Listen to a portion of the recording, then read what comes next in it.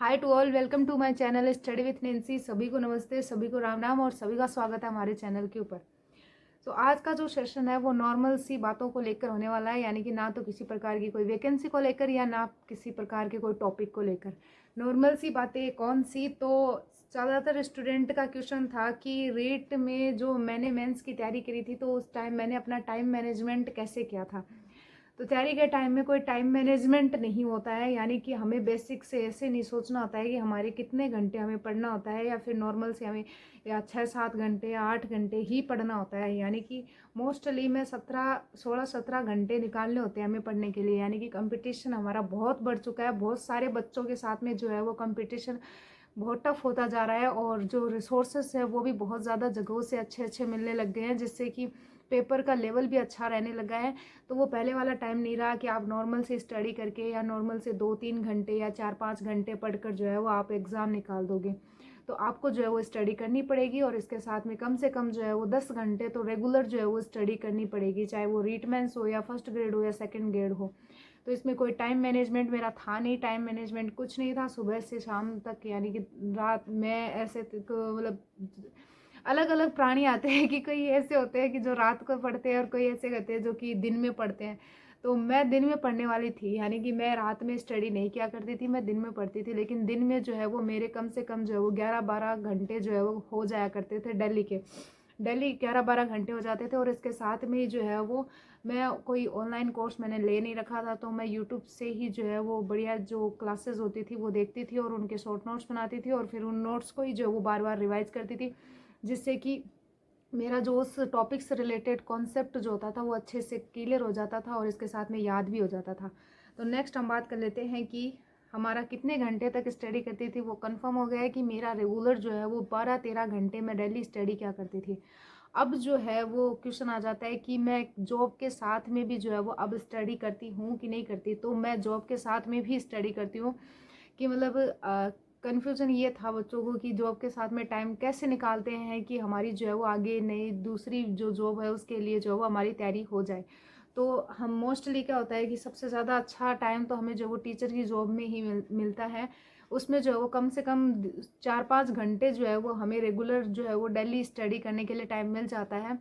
और इसके साथ में ही नेक्स्ट था कि शॉर्ट नोट्स जो है वो हमें कैसे बनाने चाहिए। तो शॉर्ट नोट्स जो है वो एक ऑथेंटिक बुक से जो है वो आपको खुद के शॉर्ट नोट्स बना लेने चाहिए, क्योंकि एक तो आप दूसरों के नोट्स पढ़ते हो और एक आप खुद के नोट्स पढ़ते हो। तो जो खुद के पढ़े हुए नोट्स होते हैं, यानी कि खुद के जो नोट्स होते हैं और उनसे आप पढ़ते हो, तो आपका जो कॉन्सेप्ट होता है वो बहुत अच्छे तरीके से तैयार हो जाता है, जिससे कि एग्ज़ाम में जब आप एग्ज़ाम हॉल में जब आप पेपर कर रहे होते हो तो क्वेश्चन को सॉल्व कर रहे होते हो, तो वो उसमें बहुत ज़्यादा इफेक्ट करता है। यानी कि 10% रोल जो है वो आपके खुद के नोट्स का होता है। वैसे तो बहुत ज़्यादा रोल ही आपके खुद के नोट्स का होता है, तो अपने खुद के नोट्स जो है वो ज़्यादा इंपॉर्टेंट होते हैं। नेक्स्ट क्वेश्चन था बच्चों का कि सेकंड ग्रेड और रीट मेंस को साथ में कैसे लेके चलें। तो जैसे कि रीट मेंस में एक सभ्यता वाला टॉपिक था, तो और सेकंड ग्रेड में भी हमने देखा कि उसमें भी सभ्यता वाला टॉपिक था। तो अब सभ्यता अलग अलग तो है नहीं कि कालीबंगा सभ्यता सेकंड ग्रेड में हमें अलग पढ़नी पड़ेगी और रीट मेंस में हमें अलग पढ़नी पड़ेगी। तो सब दोनों को जो है वो हम साथ लेके चल सकते हैं, क्योंकि जो रीट मेंस में जो टॉपिक हैं उनमें राजस्थान का भूगोल, राजस्थान की history, Rajasthan art and culture, Rajasthan geography, तो ये जो है वो रीट मतलब सेकंड ग्रेड के फर्स्ट पेपर में भी आपको देखने को मिलते हैं। और इसके साथ में सेकंड ग्रेड का जो एसएसटी का पेपर आ जाता है उसमें भी आपको जो है वो इतना ज़्यादा डीप में देखने को नहीं मिलता है, ऊपर ऊपर से टॉपिक मिलते हैं, जिसमें कि समाजशास्त्र के नॉर्मल से 20 पेज के नोट्स आ जाते हैं।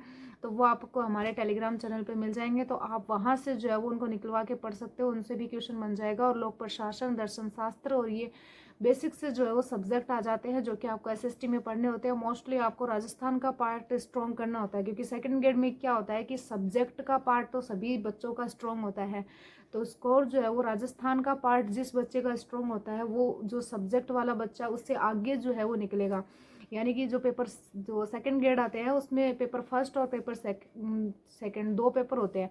तो पेपर फर्स्ट में जो बच्चा अच्छा स्कोर करेगा वो जो है वो, और जो सब्जेक्ट वाला जो बच्चा है उससे आगे होगा, क्योंकि सब्जेक्ट जो है वो ज़्यादातर बच्चों का अच्छा ही रहता है।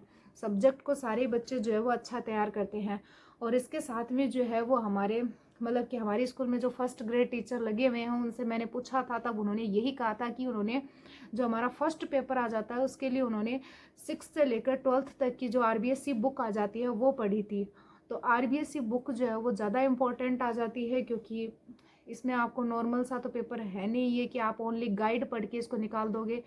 तो आपको RBSC बुक पढ़नी है, जो कि 6ठी से लेकर 12वीं तक की पूरी RBSC बुक को पढ़ना है।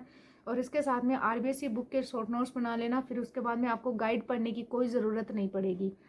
अब RBSC बुक अगर आपको मिलती है दुकान पे तब तो ठीक है, वरना हमारा टेलीग्राम चैनल ज्वाइन कर लेना, वहाँ पे आपको हमारे द्वारा PDF प्रोवाइड करवा दी जाएंगी, जिससे कि आप अपने नोट्स बना सकते हो। तो ये तो बेसिक सी बात हुई रीट मेंस के बच्चों के बारे में और सेकंड ग्रेड के बच्चों के बारे में। अब अगर और कोई क्वेश्चन आपका रहता है तो आप कमेंट बॉक्स में टाइप कर देना या फिर हमारे टेलीग्राम चैनल पे मैसेज कर देना। अगर वीडियो अच्छा लगा तो लाइक शेयर और सब्सक्राइब जरूर करें। Thank you and bye.